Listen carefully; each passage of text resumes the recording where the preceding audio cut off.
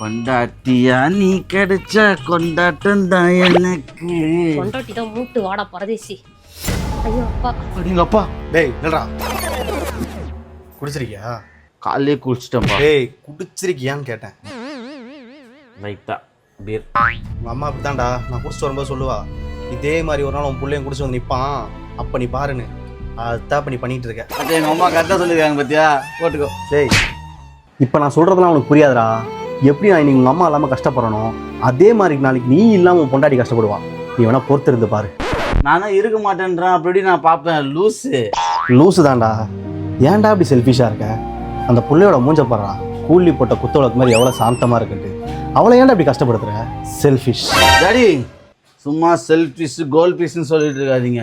நான் selfish daddy இல்ல மாமா, இவர் செல்ஃபிஷ் இல்ல, இவர் தான் எனக்கு கிங் ஃபிஷர் வாங்கி கொடுத்த தெய்வம். நீங்க கவலைப்படாதீங்க மாமா, உங்க மகளை கடைசி வரைக்கும் கூட இருந்து நான் காப்பாத்துவேன். உங்க மருமக மேல சத்தியம்.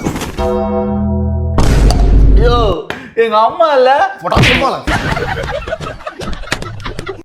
டம்மி பாவா ஃபாலோ பண்ணிக்கோங்க பாவா.